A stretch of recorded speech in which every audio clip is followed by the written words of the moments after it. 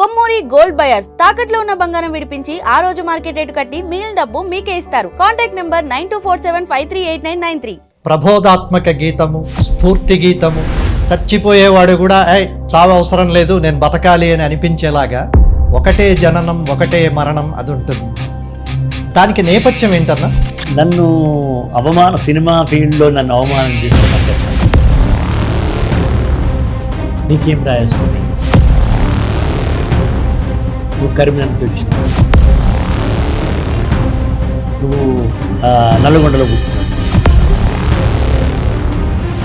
అన్నప్పుడు అక్కడ జవాబు ఇవ్వగలిగాను. కానీ ఇంటికి వచ్చిన తర్వాత బాగా ఏడుపు వచ్చింది. మరి తక్కువ అంచనా వేస్తాను.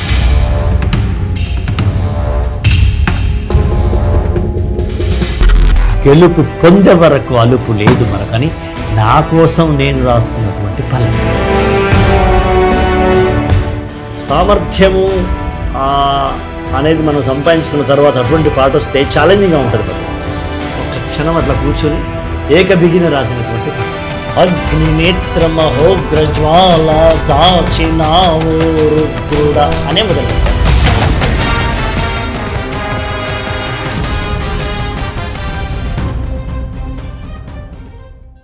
మన చర్చలో మొదటి భాగం నుంచి ఇప్పుడు రెండో భాగంలోకి వద్దాం. ప్రేక్షకులకు అందరికీ బాగా ఇష్టమైన పాపులర్ యాంగిల్ సినిమా పాటల్లో మీరు ఇందాకే అన్నారు, శ్రీశ్రీ అక్కడ నాన్న ఒడిలో కూర్చుని ప్రస్థానం అని నేర్చుకుంటే ఢిల్లీలో దాన్ని ఉత్తమ జాతీయ గేయ రచయితగా అవార్డు అందుకోవడం. ఆ పాటతోనే చర్చ మొదలు పెడదాం సినిమా పాటలకు సంబంధించి. ఠాగూర్ సినిమా, అవినీతి మీద పోరాటం. కథ అందరికీ తెలిసిందే. కథానాయకుడు కూడా తెలుగు వారికి అందరికీ అద్భుతంగా హిమాలయం అంత పరిచయం ఉన్న వ్యక్తి, మెగాస్టార్. దీనికి ఆ నేను సైతంతో మొదలు పెట్టాలని ఎందుకు అనిపించింది మీకు? నేను సైతంతో నేను మొదలు పెట్టలేదు మధు. అగ్ని నేత్రమహోగ్రజ్వాల దాచినావో రుద్రుడా అనే మొదలుపెట్టాను. తర్వాత చిరంజీవి గారి యొక్క ఆనతి, నాకు శ్రీశ్రీ గారి యొక్క ఆ లైన్స్ కావాలి. ఎందుకు అంటే నేను ఆల్రెడీ రుద్రవీణలో వాడుకున్నాను, నాకు ఇంకా దాటి మీద తృప్తి తీరలేదు. ఇంకా ఈ సినిమాలో ఈ పాత్రకి ఇంకా అది నాకు చాలా యాప్ట్గా అనిపిస్తుంది అని చెప్పినప్పుడు దాన్నే పల్లవి చేస్తే పోలే అనుకున్నాను. పల్లవి అనుకున్న దాన్ని చరణం చేశాను. నేను చేసింది ఏం లేదు. ఆ చరణం ఆ పల్లవిని మార్చలేదు. అదే ప్రకారం మీరు చూడండి, అందులో చరణాలు ఉండవు. నువ్వు గమనిస్తే, నీలాంటి వాడు గమనిస్తే తెలుస్తుంది అది. అందులో చరణాలు పల్లవి ఉండదు. పల్లవి అంటే ఇది నేను సైతమే. మిగతా చరణం రెండు ఎట రాసిన అట్నే ఉన్నాయి అన్నమాట. అలా రాయడం జరిగింది. అయితే ఆ తమిళ మూలం రమణ సినిమా, అది తెలుగులో వివి వినాయక్ నాకు చెప్పిందంటే అక్కడ పాట లేదు తమిళంలో, ఇక్కడ మనం పెడదాం.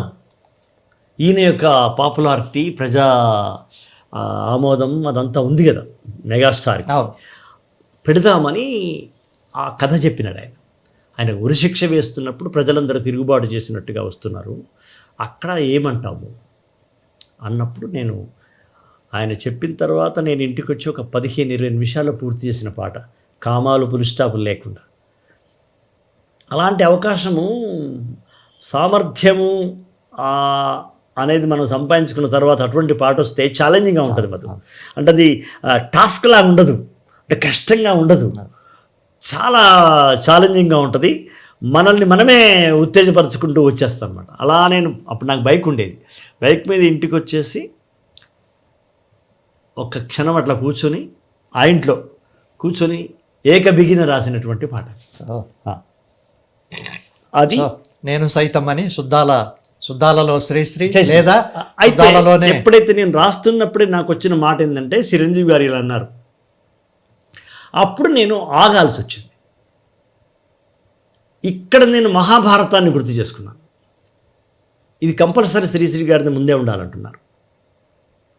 అప్పుడు ఆయన పద పోహళింపు వేరు, ఆయన పద ప్రయోగ ప్రారంభ స్థితి వేరు, సినిమా ప్రారంభ స్థితి వేరు. సో జర్క్ రావద్దు.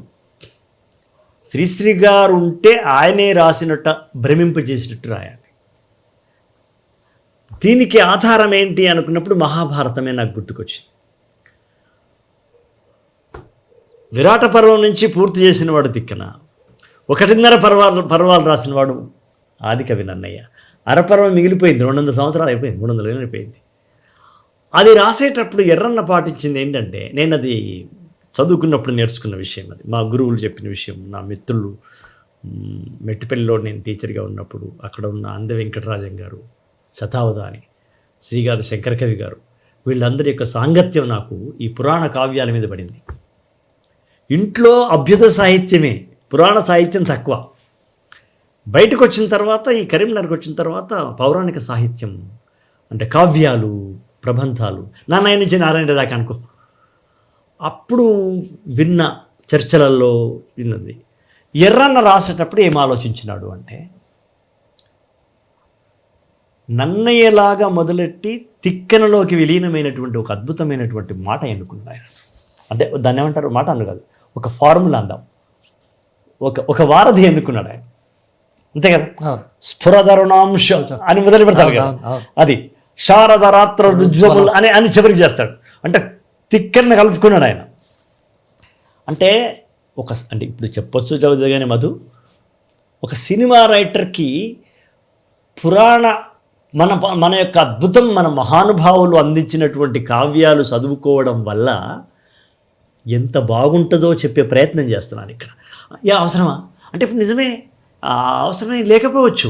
ఇప్పుడు మేము రాస్తున్నాను, మేము రాస్తున్న పాటలకు కావ్యాల యొక్క అవసరం లేని పాటలు కూడా రాస్తున్నాం కావచ్చు. వచ్చిండే క్రీమ్ బిస్కెట్ వేసిండే, దీనికి నన్నయ్య అక్కర్లేదు, సీనారాయణ కూడా అక్కర్లేదు కావచ్చు. కానీ ఇవి తెలిసి ఉండడం వల్ల, ఇవి చదివి ఉండడం వల్ల, కనీసం ఆకలింపు చేసుకుని ఉండడం వల్ల ఒక సందర్భం వచ్చినప్పుడు ఎంత ఉపయోగపడుతుందో, దానికి వచ్చే విలువ వేరు. ఇప్పుడు నీలాంటి వాడు నన్ను ఇష్టపడినాడు, అశోక్ బాగా రాస్తాడయ్యా, ఊరికే రాయడు అనే మాట నీవు అంటున్నావంటే, కొన్ని వందల పుస్తకాలు చదివిన వాడివి నువ్వు అంటున్నావంటే, అది నా ప్రత్యేక ముద్రనే కదా, నా సంతకంగా కదా. అలా నేను ఎర్ర ప్రకటన ఎన్నుకుని శ్రీశ్రీలాగా మొదలెడదాం, అశోక్ తేజలాగా విలీనమైపోదాం.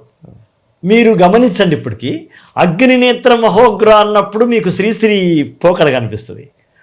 హింస నడసగ ధ్వంస రచన చేసిన అదంతా ఆయనదే కదా. అలా వచ్చేసి నాదైన పదాలు ఏంటంటే, మన్యం వీరుడు రామరాజు ధనుష్టంకారానివా భగత్ సింగ్ కడసారి పలికిన ఇంకిలాబ్ శబ్దాని. ఇది శ్రీశ్రీకి అశోక్ తేజకి మధ్యన వేసుకున్న వారధినాది. ఇక తర్వాత నేను ఉక్కుపిండము నీవెరా, ఇవన్నీ నేను సత్యమేవ జగతికే నిలువెత్తు సాక్ష్యం, ఇవన్నీ నేను వచ్చిన అక్రమాలను కాల రాసిన ఉక్కు పాదం, ఇదంతా ఇక్కడ అశోక్ వస్తున్నాడు. మీరు అశోక్కి శ్రీశ్రీ గారి యొక్క నేను సైతానికి మధ్యన ఒక వారధి ఉంది. అది ఎర్రన వారధి అనుకుంటా నేను. అది అలా ఆ పాటకు సరే రాసేటప్పుడు ఇది శ్రీశ్రీ గారి పల్లవి రాస్తున్నాం కాబట్టి మనకు నేషనల్ అవార్డు వస్తుందా, లేకపోతే రాదా, లేకపోతే రేపు మనం మీద పెద్ద విమర్శల బండలు వస్తాయా, ఇవన్నీ మేము ఎందుకు ఆలోచిస్తాం? మధు, ఆ సందర్భంలో బాగా రాయాలి. ఆయన చెప్పినట్టు పోతే మేము చెప్పినట్టు రాయాల్సిందే మధు. అవునవును, చెప్పిన పరిధిలోనే రాయాలి. అందులో నువ్వు ఎంత ఆకాశానికి వెళ్తావో వెళ్ళొచ్చు, నీ దగ్గర దమ్మున్నంత. కానీ నువ్వు పరిధి మాత్రం అదే, బౌండరీ మాత్రం దాటు. నువ్వు సిక్సర్ కొడతావో ఇంకేమన్నా కొడతావో, కానీ నేను బయటకు వచ్చి గ్యాలరీలో కూర్చొని కొడతా అంటే కుదరదు కదా. ఆ పరిధిలో రాయాలి. ఆ పరిధిలో నేను రాయడం జరిగింది తప్ప మిగతా ఆలోచన లేదు మధు. చిరంజీవి గారిని రాస్తున్నాము, ఆయన కెరియర్లో ఈ పాట గొప్ప అవకాశం. అంటే నన్ను ఒక యుగల గీతం రాయమని లేదు, అందులో రాశాను. సరే, నాకు మొదలొచ్చిన అవకాశం యుగల గీతం కాదు, ఏదో శృంగార రసం చిప్పిల్లడము కాదు, ఇది నిప్పులతో చెలగాటం చేయాలి. ఇది నాకు వచ్చిన అవకాశం, భగవంతుడు ఇచ్చిన అవకాశం అనుకుని ఆ పద్ధతిలో నేను వెళ్ళాను. దానికి ఇంత పరిశోధన చేశాను. దీనికి గంటలు రోజుల చదువుకున్నది కదా, ఇదివరకే చదువుకున్నది కదా. క్షణంలో గుర్తు చేసుకుంటాం. ఎర్రన్న ఎంతసేపు గుర్తుకొస్తాడు. అలా ఆ పాట పూర్తి కావడం, అది తర్వాత నేషనల్ అవార్డు రావడము. సరే, దాని కథ వేరే. నేను చాలా పాటలు రాసుకున్నాను మీతో సినిమా చర్చలో భాగంగా మాట్లాడాలి అని. ఓకే, నా అనుమానం ఇవన్నీ నేను ప్రస్తావిస్తే మనకు గంట కాదు కదా, కొన్ని రోజులో వారాలో పడుతుంది. అంతే కదా. కాబట్టి కొన్ని అలా ప్రస్తావిస్తూ వెళదాం, ఎందుకంటే ప్రేక్షకులకు కొన్ని తెలుసుకోవాలని ఉంటుంది. అవును. కొన్ని నేను సాహిత్యపరంగా సందర్భానికి సంబంధించి అలా కొన్ని అనుకున్నవి పెట్టుకుని ఉన్నాను. రాములమ్మలో ఒక తిరుగుబాటు లేక ఎదుర్కొని నిలబడ్డం పరిస్థితులకు, వీటికి సంబంధించి ఈ పాట ప్రత్యేకత, ఇది రాసినప్పుడు మీకు వచ్చిన ఇన్పుట్స్, దాన్ని మీరు పాటగా మలిచినప్పుడు ఎంత టైం పట్టింది? రాములమ్మవో రాములమ్మవో రాములమ్మ అదే కదా. అవును. నేను చచ్చిపోతున్నా రేపే డప్పై పుడతా, నీ ప్రస్థానానికి నే విప్లవాల దరువు అవుతా, నా గొంతుక మూయిస్తే 1000 గొంతులై వస్తా, విప్లవమా వర్ధిల్లని వీధి వీధి నినదిస్తా, చెమ్మగిళ్ళకే రాములమ్మ సొమ్మసిల్లకే రాములమ్మ. ఈ పాటలో కూడా రకరకాల షేడ్స్ ఉంటాయి. మధు, ఒక ధిక్కారం ఉంటుంది, ఒక ఓదార్పు ఉంటుంది, సహనం నేర్చుకోవాలి వీరుడు అనేటువంటి విషయం ఉంటుంది. ఇవన్నిటికీ మూల కారణం సుద్దాల హనుమంతు. అది నా కష్పి అంటే అది నా వృత్తి, అది నా వారసత్వం. నాకు అది సమయమే కాదు, డిఎన్ఏ, అది నా డిఎన్ఏ, మూలధాతు. అదే. అయితే దాసరి గారికి నాకున్న సంభాషణలో ఆయనతో నేను ఒక చర్చ చేశాను. రాములం ఆయన గొప్ప అలవాటు, మొత్తం కథ అందరిని కూర్చోబెట్టుకొని చెప్తాడు ఆయన. సంజీవ్ అని ఉన్నాడు, వందే మాత్రం ఉన్నాడు. ఈ పాట నేపథ్యం చెప్పినప్పుడు అసలు రాములమ్మ చర్చ వచ్చినప్పుడే అన్నాను నేను, సార్ ఇట్లాంటి పాటలు వచ్చినప్పుడు శ్రీశ్రీ గారి యొక్క మన ప్రస్తావన వస్తుంది. ఆయన విప్లవం అనే టైంకి వచ్చేసరికి సంస్కృత పదాలు ఎక్కువ ఉంటాయి సార్. పతిత దళిత జనరణ హుంకారం ప్రళయ ఘన ఘన భీషణ హుంక ఇట్లా ఉంటుంది సార్. నేను ఇవి తగ్గిద్దాం అనుకుంటున్నా సార్. తగ్గిస్తే మరి ఎల్లరా అన్నాడు. మామూలు మాటల్లో కూడా ఆ ఫోర్స్ వస్తుంది సార్ అన్న. నేను ప్రయత్నాన్ని ఆశీర్వదించే వాళ్ళల్లో ఆయన ప్రథముడు దాసరి గారు. చూద్దాం అన్నాడు ఆయన. అక్కడ నేను పర్జన్యం గర్జిస్తే అనేటువంటి వాటిపై వెళ్ళకుండా నేను చచ్చిపోతున్నా రేపే డప్పై పడతా. అక్కడ నేపథ్యం కూడా అదే. ఒక దళిత స్త్రీ, ఆమె వాతావరణంలోంచి రావాలిగా పాట. అశోక్ తేజ నుంచి రాదు కదా పాట, రాములమ్మ గుండెలోంచి రావాలి కదా పాట, దాసరి గారి పాత్రలోంచి రావాలి కదా. అలా ఆ పాట రాయడం జరిగింది. అది ఆయన ఆశీర్వదించడం. ఇదొద్దయా, నాకు అట్నే కావాలా, పర్జన్న గర్జనే రావాలంటే గంగలో పోయేవాడిని నేను, నా ముద్ర ఉండేది కాదు. అలా శ్రీశ్రీ ఫోర్స్, ఆత్రేయ వర్స్ లేదా హనుమంతు వర్స్, మీరేదని అనుకోండి, ఆ ప్రయత్నం చేశాను నేను. అలాగే ఫోర్స్ ఏమన్నా తగ్గిందా? వీరుల కన్నీటి జల్లు ఆకాశం చూడలేదు, వీరమాత కంటతడిని పుడమి తల్లి చూడలేదు, కన్నీళ్లతో నీవు కూడా గమ్యాలను చూడలేవు, కళ్ళ నీళ్లు నిండితే నాకు నువ్వే కనిపించవు మధు, నీ ముఖమే అస్పష్టం అనిపిస్తుంది, పారదర్శకంగా అనిపిస్తుంది, గమ్యం ఎలా కనిపిస్తుంది. ఇది నేను ఒక ప్రత్యేక పద్ధతి ఎన్నుకున్నాను. నేను మామూలు హోం వర్క్ చేయలేదు మధు, ఎందుకంటే పిలిచింది దాసరి గారు.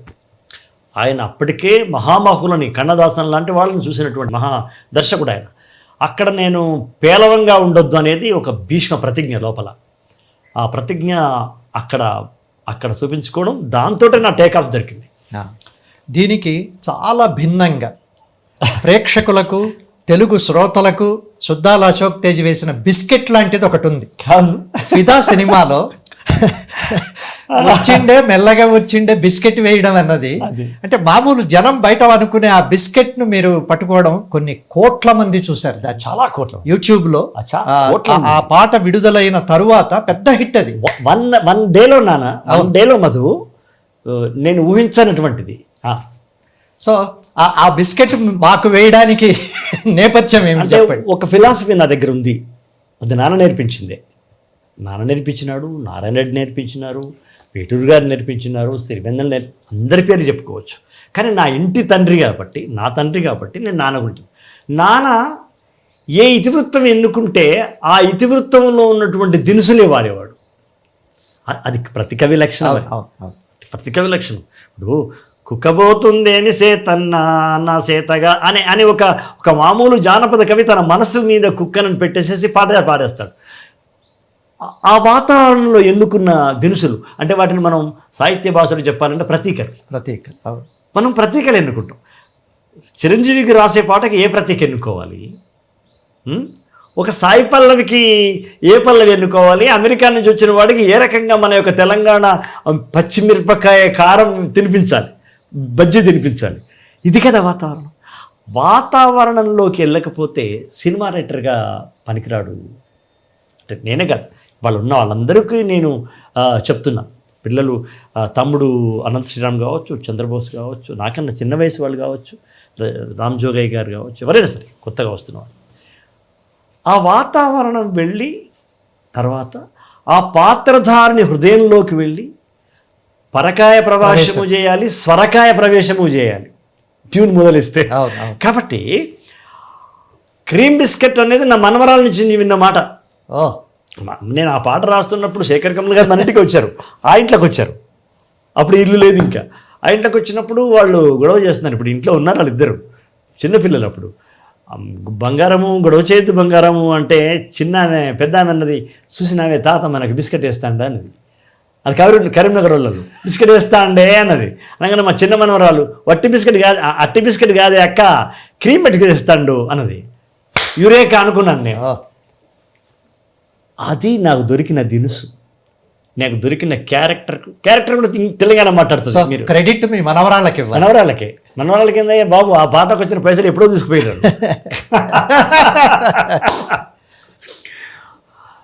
అట్లా అంటే ఆ పరిసరాల్లోకి వెళ్ళి, ఆ పర్యావరణంలోకి వెళ్ళి, ఆ పాత్రావరణంలోకి వెళ్ళి, పాడబోయే గాయని గాత్రావరణంలో కూడా వెళ్ళి, మంగ్లీకి ఏది కరెక్టు, మధుప్రియకి ఏది కరెక్టు, సుశీలకి ఏది కరెక్టు, చిత్రమ్మకి ఏది కరెక్ట్, ఆడకూతురా నీకు అడుగడుగున వందనం, అనునిత్యం కరుగుతున్న నీవు రక్తచందనం. రక్తచందనం అని ఎందుకన్నాం, ఎర్రచందనం అనవచ్చు కదా. మానవీకరణ చేస్తున్నాం. ఇది చిత్రమ్మ గారి కోసం రాసిన పాట. చిత్రమ్మ గాత్రావరణంలోకి వెళ్ళినాం మనం, ఆ గాత్ర పరిధిలోకి వెళ్ళినాము. అక్కడ క్రీమ్ బిస్కెట్ కరెక్ట్ కాదు, ఇక్కడ రక్తచందనం కరెక్ట్ కాదు. ఈ ఈ క్రీమ్ బిస్కెట్ని మనం ఇంకొక రకంగా అనొచ్చు కదా, ఇంకేదో అనొచ్చు కదా, నాకు మంచి శాండిల్ తెచ్చాడే అని కూడా అనొచ్చు కదా. కానీ అది కథ కాదు. ఔచిత్యం అనేది నన్ను ఎప్పుడూ నడిపిస్తుంది మధు. నేను సాహిత్యంలో ఉన్న అన్నీ నాకు తెలిసిన మేరకు చదువుకున్నాను. నా గురువులు చెప్పింది, తల్లిదండ్రులు చెప్పింది విన్నాక, నారాయణ రెడ్డి గారు నాకు ఆయన ఉపన్యాసాలు విన్నాక నేను అనుకునేదంటే, నువ్వు ఏం చేస్తున్నావో ఔచిత్యం అది కరెక్టేనా కదా చూసుకో. ఔచిత్యం చూసుకుంటాను మధు. నేను ఒక ప్రైవేట్ రాస్తున్నాం, నేలమ్మ నేలమ్మ నేలమ్మ నీకు వేల వేల వంద అంటాము. ఇంకొక దగ్గరికి వచ్చినాం, వేరే రకము, ఒక్కటే జననం ఒక్కటే మరణం ఒక్కటే అక్కడ అంటాం. ఔచిత్యము ఆ పాటలో ఉన్న ఇతివృత్తం కూడా మనకిస్తుంది మధు. మా నాన్న చెప్పినవాడు, నాన్న నీకు ట్యూన్లు ఇవ్వరు కదా మాకంటే. ఓసారి మాకు మ్యూజిక్ డైరెక్టరు అంటే అప్పుడు నాకు తెలియదులే, మామూలుగా మ్యూజిక్ డైరెక్టర్ ఉంటాడు మాకు సినిమా వాళ్లకు, మహాదేవని ఇస్తారట ఇట్లా, మరి మీకు ఎవరిస్తారు అంటే, నాకు ఇతివృత్తం వేస్తుంది బిడ్డ అని చెప్పింది. పల్లెటూరి పిల్లగాడు అంటే అట్లా, కూలి పాట అంటే ఇట్లా, ఆర్య సమాజ్ పాట అంటే ఇట్లా, సంఘ సంస్కరణ పాట అంటే ఇట్లా, తిరుగుబాటు అంటే వెయ్యి అంటే అది అట్లా. ఇతివృత్తమే నాకు ట్యూన్ ఇచ్చింది బిడ్డ అన్నాను. అందుకని వాళ్ళు వాగ్గేయకారులేదు. అది సుద్దాల హనుమంతు కావచ్చు, లేదా గోరటి వెంకన్న కావచ్చు, అందశ్రీ కావచ్చు, మౌనశ్రీ మల్లిక్ కావచ్చు, మౌన కావచ్చు, ఇంకెవరు కావచ్చు, ఎవరైనా కావచ్చు. కాబట్టి ఇతివృత్తం లోపలనే ఒక అజ్ఞాతంగా ట్యూన్ ఉన్నదన్న విషయాన్ని గ్రహించేవాడు నిజమైన వాగ్గేయకారుడు, నిజమైన పాటల రచయిత. ఓ పాటల రచయిత ఇక ట్యూనే రావాలి, నేనే పాట రాయాలంటే ఎక్కడికైనా సాధ్యమవుతుంది. చెట్టుకి ఎవరిచ్చినారు ట్యూను? చెట్టుకి ఎవరిచ్చినారు? చెట్టునురా చెలిమినిరా తల్లినిరా తరువునురా అమ్మకురా నన్ను అమ్మనురా నన్ను అమ్మకురా. ఎందుకన్నాము? ఆ దీనత్వం ఎందుకు పెట్టినాము? ఇతివృత్తం కదా. నేను బాగా నమ్ముతాను. పోతే దాదాపు 2000 పైచిలకు రాశాను పాటలు మధు సినిమాలో. నీకు తెలిసిందే అన్ని విషయం. నేను 90% అని అన్నా, 85% అందాం. నాకు ట్యూన్ లేకుండా నేను రాసుకున్న ట్యూన్లే సినిమాలో వాళ్ళు ఆశీర్వదించినారు. అది కొమరం భీముడు పాట కావచ్చు, లేదా ఒసే రాములమ్మలో ఏదన్నా పాట కావచ్చు. నేను ఇతివృత్తానికి అనుసరించిన ఔచిత్యానికి సంబంధించినటువంటి గతులు ఎన్నుకుంటాను నేను. ఇప్పుడు ధగద్ధగద్వగజ్జలల్ అన్నప్పుడు ఎట్లా ఎన్నుకున్నాడు ఆయన? అట్లాగే మహేష పాప వినాశ్ అన్నప్పుడు ఎట్లా ఎన్నుకున్నాడు? ఇది ఉంటుంది, ఈ లెక్క ఉంటుంది కదా. అది మనం కూడా అనుసరించవచ్చు కదా. అది ఆశీర్వదించిన వాళ్ళు రాఘవేంద్రరావు గారు, దాసనారాయణ గారు. మాతృదేవో పాట కూడా నేను ట్యూన్కి రాయలా. ఏటయిందే గోదారమ్మ పాట కూడా నేను ట్యూన్కి రాయలా. అది కిరవాణ గారి యొక్క కరుణ. మన యొక్క ధోరణి ఆయన స్వీకరించడం అనేది అంటే పోద్ది కదా. బట్ మన అప్పీల్ ఆయన అర్థం చేసుకున్నాడు, ఇది బాగుంది సార్ ఇది అని. ఇట్లా ఔచిత్యం ద్వారా నేను ఈ పాటలకు ఎన్నుకుంటాను. అన్న, ఈ రోజుల్లో మనము ఆర్టిఫిషియల్ ఇంటెలిజెన్స్ గురించి చాలా మాట్లాడుతున్నాం. అవే కార్లను నడుపుతున్నాయి, అవే వైద్యం శస్త్రచికిత్సలు కూడా చేస్తున్నాయి. ఇలాంటివి రోబో సినిమాలో ఓ మరమనిషి అని యంత్రుడా అని ఒక మాట మీరు ప్రయోగించారు. అవునవును, నాకు చాలా దాన్ని ఏమిటంటే యంత్రాన్ని యంత్రుడా అని సంబోధించడము బాగుంది, పరిభాష కూడా చాలా బాగా దాన్ని సృష్టించుకున్నాం. దాని నేపథ్యం తెలుసుకోవాలని అనుకుంటున్నాను. అదే అంటే రోబో సినిమా వచ్చినప్పుడు నేను అమెరికాలో ఉన్నాను, ఆయన మా బాబు దగ్గర ఉన్నాను. శంకర్ సార్ వాట్సాప్లో మాట్లాడారు, ఒక 2 పాటలు మీకోసం ఉన్నాయి అంటే, ఈ సార్ మరి నేను అమెరికాలో ఉన్నాను, మీరు వేరే వాళ్ళతో మరి రాయించండి సార్, లేట్ అవుతుంది. చాలా టైం ఉంది నాకు, నువ్వు ఎప్పుడు వస్తావు అంటే, నేను ఇది 1 మంత్లో సార్. ఏం పర్లేదు, మీరు వచ్చిన రాత్రి గారు అన్నాడు. ఆయన దాచిపెట్టినాడు 2 పాటలు. ఆయన ఇనుములో ఓ హృదయం మొలిచని, ఇది మద్రాసులో కలుసుకున్నప్పుడు ఆయన మొదలుగా బాగా నీకు తెలుసు కదా, తమిళ డైరెక్టర్లు ఆ భాష మీద వాళ్ళకున్న ప్రేమ అదంతా ఉంది. మేము ఇందిరన్ అంటాము రోబోని, మీరు మళ్ళీ రోబోనే అంటారు కదా అన్నాడు. రోబోనే అంటారు కదా అన్నాడు. ఎక్కడో మనకు తెలుగుకు సవాలు విసిరినట్టు అనిపించింది. సార్ ఆ పదం ఇంతవరకు వాడుకలో లేదు కావచ్చు, కానీ యంత్రుడా అంటాను సార్ అన్న. అలవోకగా వచ్చిన ప్రశ్న, అలవోకగా వచ్చిన జవాబే, ఆలోచించి పెట్టింది కాదు. ఇంకా ఏమైనా ఉన్నాయా అన్న. మరమనిషి అనొచ్చు సార్ అన్నాను. ఎంత బాగుందయ్యా మరమనిషి అనే మాట, ఆ సౌండ్ హీ లైక్స్ అనమాట. అట్లాగే యంత్రుడా బాగుంటుంది అన్న. అట్లా ఆ 2 పదాలు పుట్టినాయి. ఇప్పుడే నేను చెప్పాను ఇంతకు మునిపే, ఔచిత్యం అనేది చెప్పినారు ఆయన.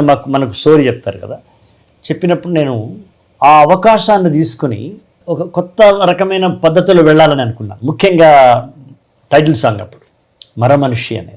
ఇప్పుడు ఏఐ అంటే ఆర్టిఫిషియల్ ఇంటెలిజెన్స్, కృత్రిమ మేధ, అంతే కదా. ఆత్మ లేని ఇంటెలిజెన్స్ నా ఉద్దేశంలో.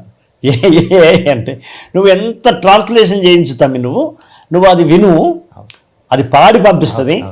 నీకు ఎక్కడో ఒక లోపల ఎక్కడో నీకు ఒక లోపల ఒక ల్యాంప్ లేదనిపిస్తుంది.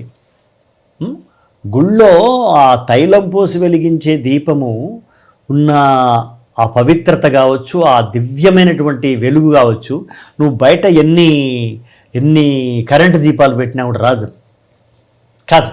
అది సత్యం. అది నాకు ఇప్పుడు ఏఐ చూస్తే అట్లాగే అనిపిస్తుంది. నువ్వు ఏమైనా చెయ్యి, కానీ ఒక కవి ఆత్మ పలికించే భాషలా అది ఎట్టా వస్తుంది. అయితే అప్పుడు నేనేమనుకున్నానంటే, ఒక రోబో, ఒక యంత్రం మాట్లాడుతుంది, యంత్రాన్ని ఆహ్వానిస్తున్నాడు. సినిమా బిగినింగ్లో వస్తుంది అది, ఓ మరమనిషి మాలోకిరా.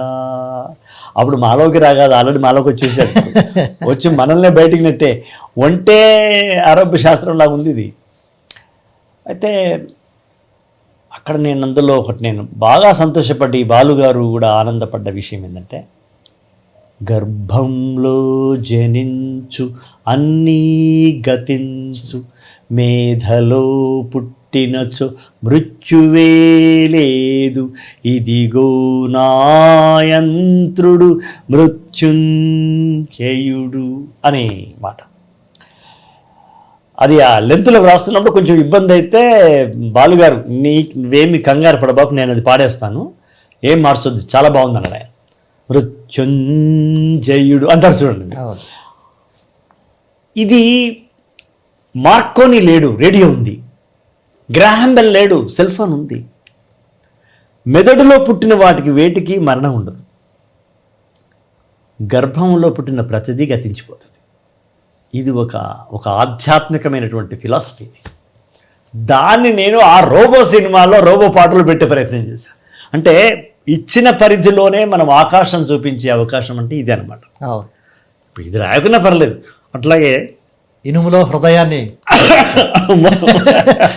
అయస్కాంతంలో అయోమయం ఉంటుంది మామూలుగా. అవునవును, అయోమయంలో అవును, దాంట్లో నుంచి హృదయాన్ని బయటికి తీసి. అదే కదా, అయో అంటేనే ఇనుము, ఇనుము కదా. అయోమయం అంటే ఇనుపమయం, అంతే కదా.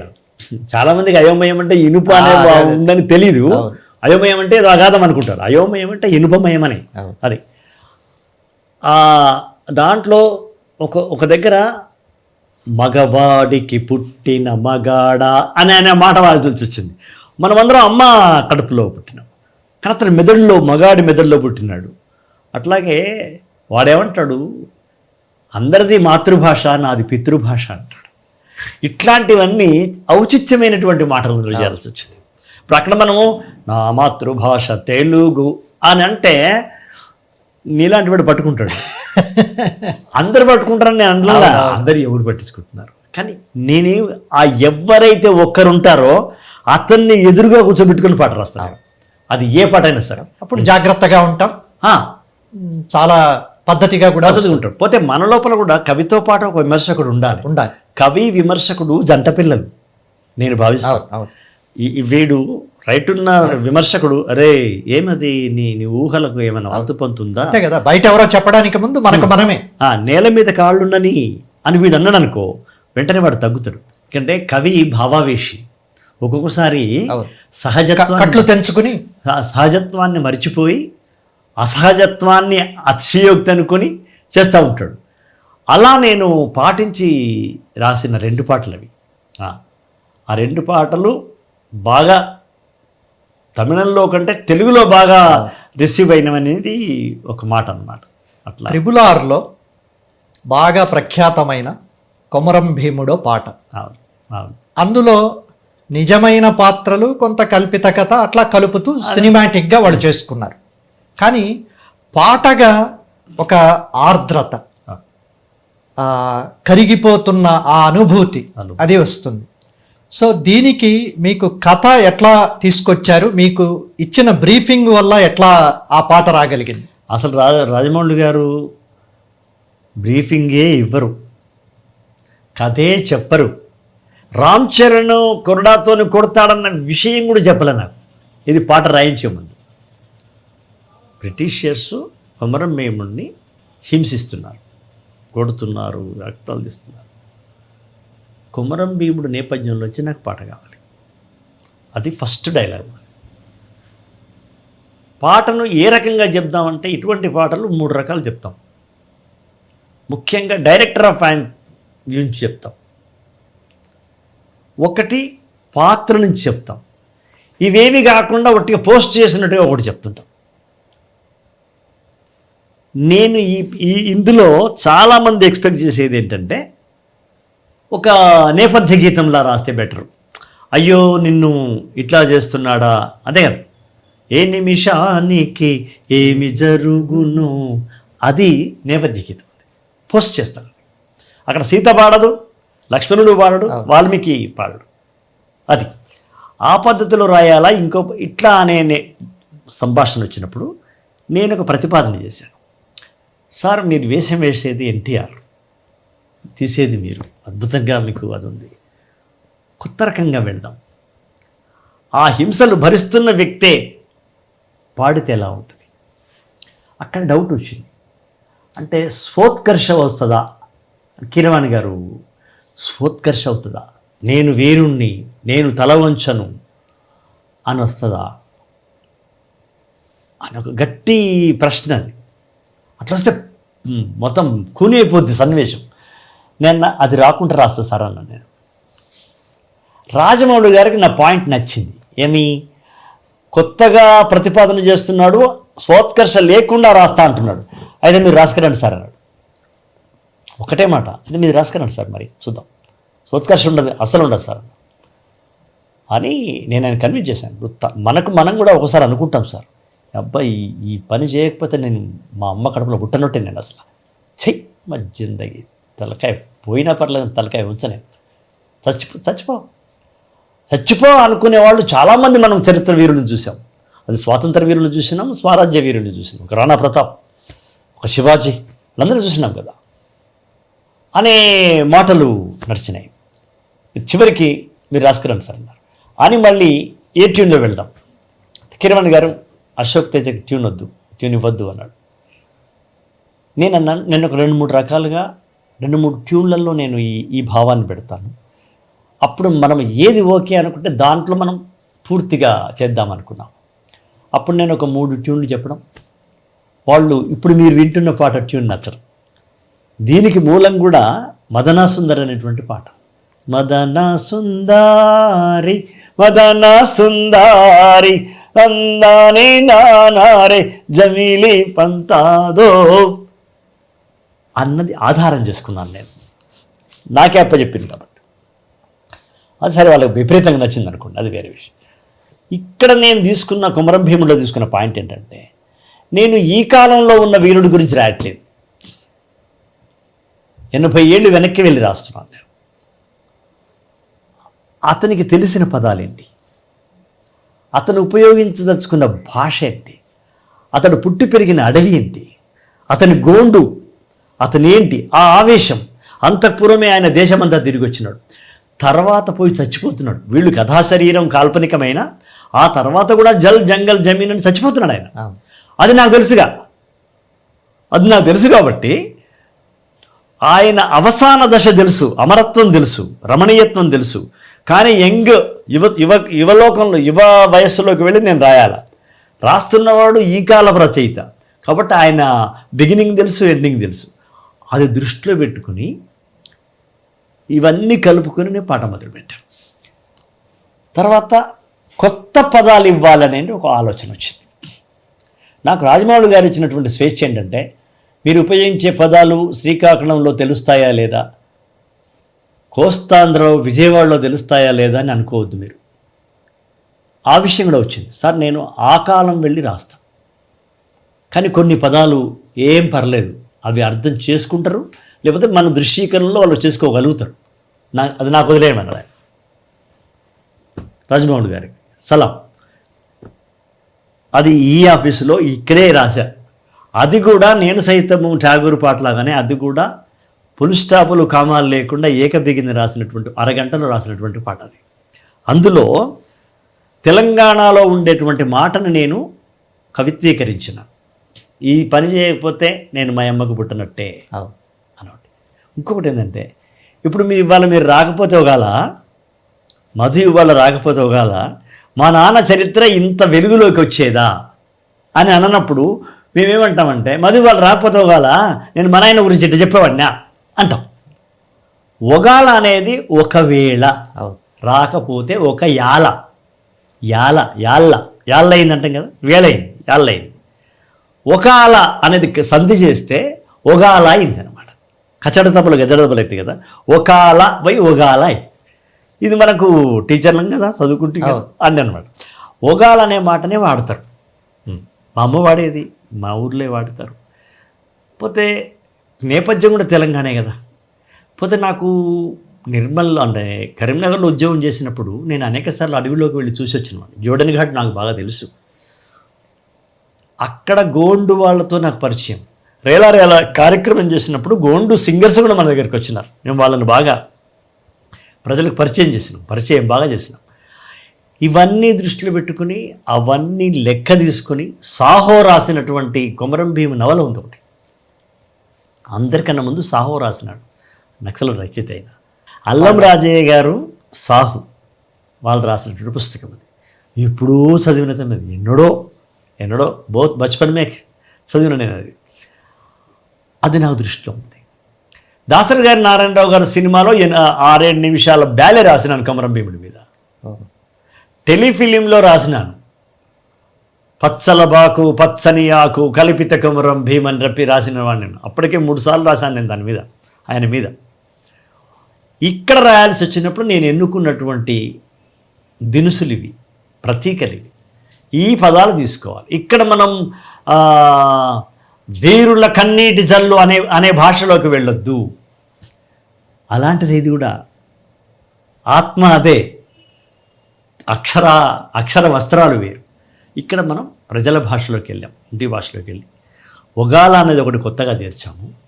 పుట్టనట్టేరు అనేది ఒకదాన్ని, అది పుట్టనట్టు అనేది ప్రజల్లో మాట్లాడుతున్నటువంటి ఒక ఈడియం లాంటిది. దాన్ని తీసుకొచ్చి 2 కలిపి కొత్త పదాలు, కొర్రాసు నెగడు. కొర్రాసు అంటే కొరకాంచు, ఇప్పుడు కొరకాసు అంటాము, కొర్రాయి అంటాము, కొర్రాసు అంటాం. చాలామంది నన్ను అడిగినారు కొర్రాసు అంటే ఏంది అని. కొర్రాసు అంటే ఏం లేదయ్యా, మండి ఆరినటువంటి నిప్పున్న దాన్ని కొర్రాసు అంటారు. అంటే RRR సినిమా కదా, అనే పదం ఉంది ఒకటి. మనసు ఆ పాట రాసేటప్పుడు ఆ రాకు రావద్దు అనే దాని వైపు మన మనసు వెళ్ళిపోతుంది, ఆటోమేటిక్ వెళ్ళిపోతుంది. అది ఆ వాతావరణానికి వెళ్ళడానికి అనేది నాకు బాగా నచ్చింది. అక్కడ కొమురం భీముడో కొర్రాసు నెగడోలే మండాలి కొడుకో కొమురం భీముడో అని ప్రారంభం చేశాం. ఇంకా ఆగదు కూడా ఆగలా. ఇక దీనికే లేట్ అయింది, 10-15 నిమిషాలు దీనికే లేట్ అయింది. ఇక వచ్చిన తర్వాత ఇంకా ఆగలేదు. పల్లవితో పాటే దాన్ని అదే కంటిన్యూ చేసుకుంటూ పోయి రగరగా సూర్యుడు రగలాలి.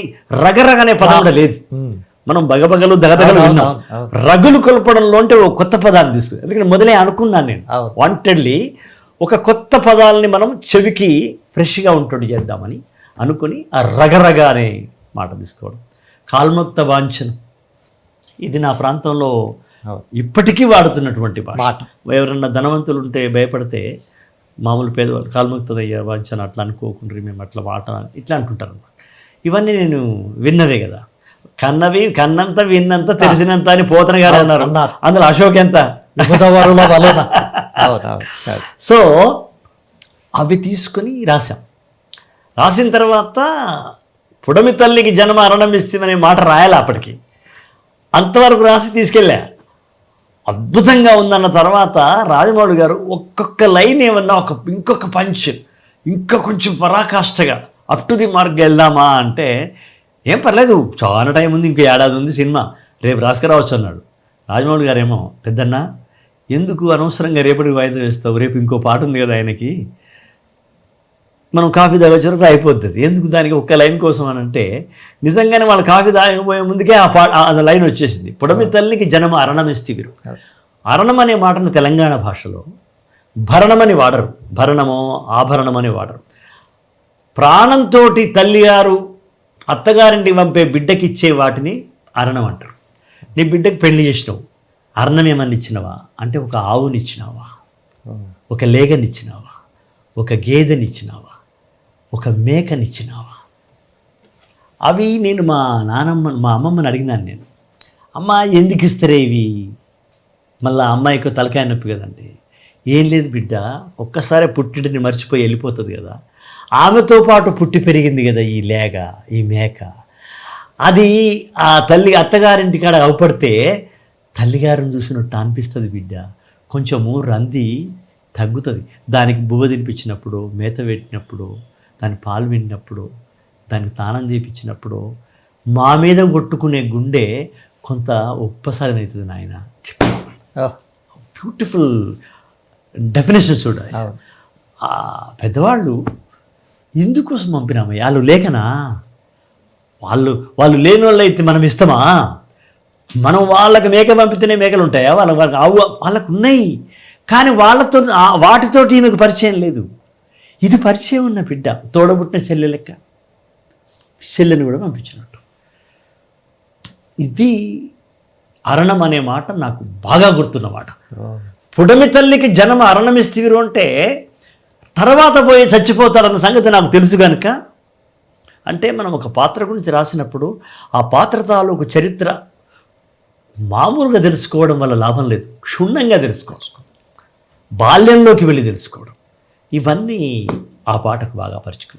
ఆ పాట మీరు అలా అరణం ఇవ్వడం వల్ల నా వెనకాల ఒక అజ్ఞాత మిత్రుడు, శ్రోత సాహిత్యాభిమాని మీకొక బహుమతి అరణంగా పంపించాడు. అవును అది ఎంత బాగా అన్నాడంటే, మీరు కూడా సాహిత్యానికి నీ జన్మ అరణం ఇచ్చిన అన్నాడు.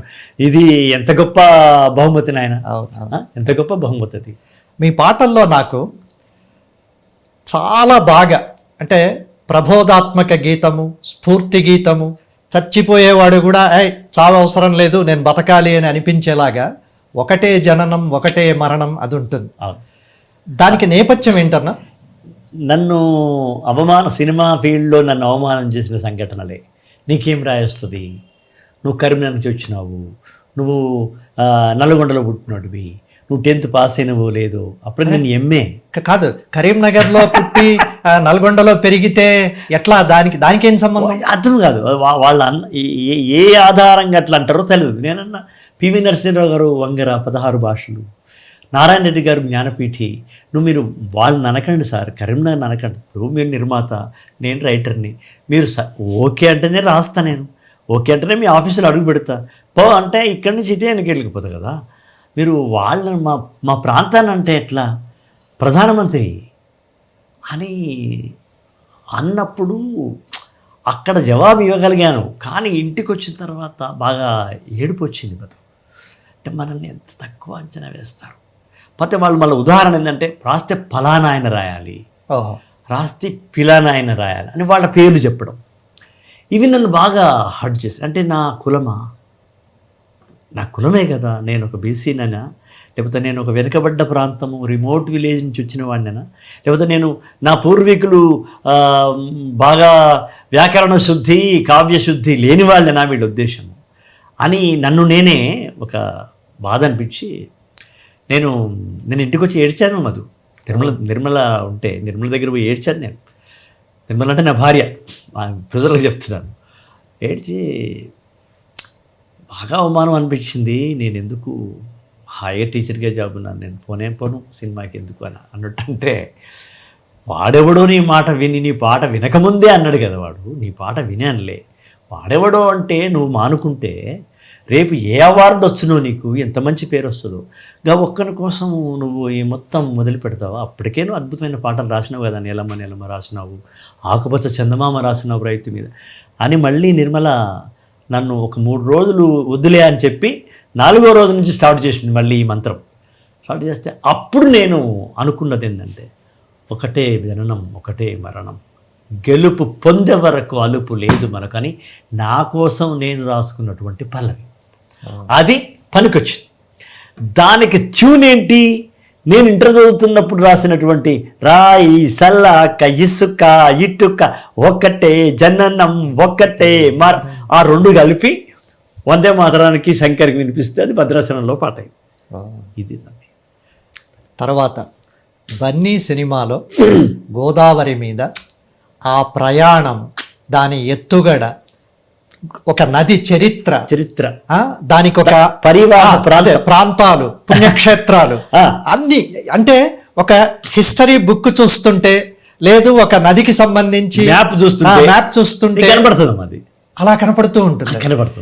తర్వాత దాని తూగు కానీ, అందులో వచ్చిన పదాలు, దాని బ్యూటీ చాలా గొప్పగా ఉంటుంది. ఆ పాట గురించి తెలుసుకోవాలని అనుకుంటున్నాను నేను. గుండె నిండా పాలున్న బిడ్డలకు అందించలేని తల్లి బతుకు దేనికని అని నదికి చెప్పడం. నది ద్రవమే, పాలు ద్రవమే. అలా చేసి తర్వాత మీకు అందులో మీరు గమనించాలి, ప్రతి చరణంలో చివరి పదం నది అని వస్తుంది.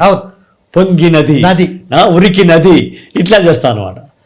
అది ఇట్లా ఆ పాట నాకు చెప్పింది ఎవరు అంటే వి వినాయక్ అనుకుంటా, బన్నీ సినిమా వి వినాయక్. వి వినాయక్ అందులో 2 పాటలు రాయించినాడు, ఈ పాట మొదలు రాయించినాడు. ఇది నువ్వే రాయాలి గురుగారు, ఇది మీరే రాయాలి, ఇది మీరు అప్పుడు ట్యాగూర్లో రాసినారు నాకు, మళ్ళీ మీరు అద్భుతమైన పాట రాయాలి ఇది అని అంటే, ఎప్పటి నుంచో రగులుతున్న మాట నాది. అది పోలవరమే కావచ్చు, లేదా గోదావరి నది కావచ్చు, కృష్ణా నది కావచ్చు. అరే నీళ్లు బీళ్ళకి మళ్ళాలి కదా, వృధాగా పోయి సముద్రంలో, ఉప్పు సముద్రంలో కలపడం ఎందుకు అనేది. అది ఆరుద్ర గారు రాసిన పాట కూడా అంతకుముందు ఉంది నాన్న. ఉప్పొంగే నదుల జీవజలాలు ఉప్పు సముద్రం పాలు, గాంధీ పుట్టిన దేశమాయిది. మనం బ్రహ్మాండంగా సినిమా పాటలు విని పడినోళ్ళం కదా. ఆ ఉప్పు సముద్రంలో పాలవుతుంది అనేది ఆ మహానుభావుని యొక్క ప్రతిపాదన. అది దాన్ని నేను ఇందులో ఉపయోగించుకున్నా, నా పద్ధతిలో ఉపయోగించుకున్నా.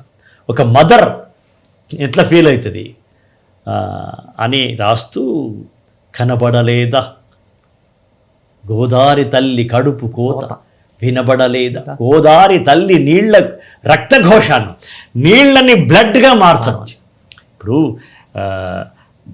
జీవనదులు దేశానికి రక్తనాళాలు లాంటివి అనే మాట మనం చరిత్రలో విన్నామని, రక్తనాళాలు లాంటి మాట మనం.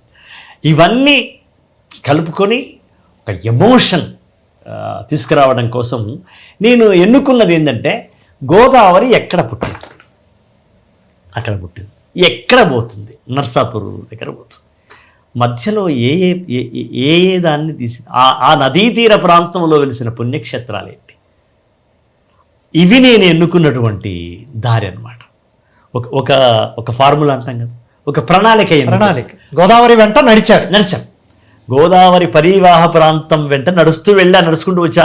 అక్కడి నుంచి గోదావరి పుట్టిన కాడి నుంచి ఆ దాంట్లోంచి వచ్చినవే.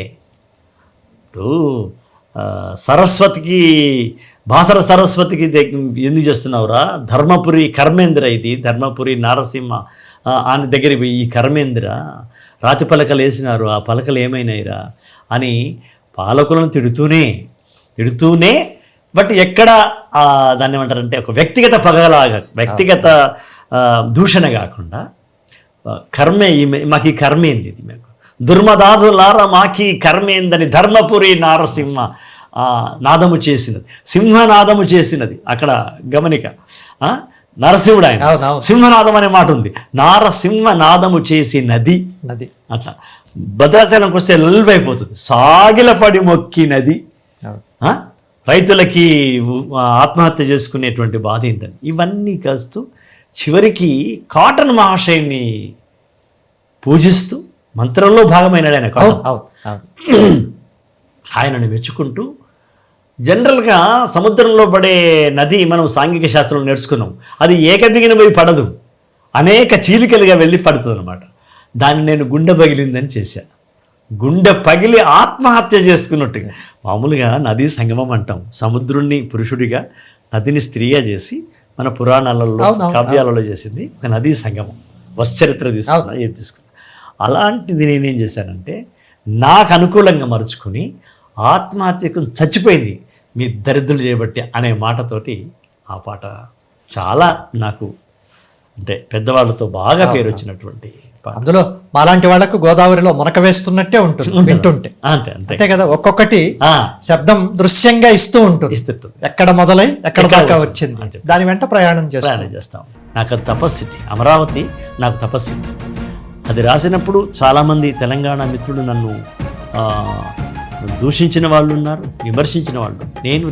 నేను కవిని చెప్పినాను, ఆంధ్రప్రదేశ్ విడిపోయేని కానీ ఆలు విడిపోలేదు, తెలంగాణ వేరైనది కానీ తెలుగు భాష వేరవలేదు, అధికారంలో మార్పిడే కానీ మమకారంలో, నుడికారంలో, సహకారంలో మార్పే లేదు. ఇది నా ఉద్దేశం. ప్రాంతీయం కోసం మేము పాట రాశాం.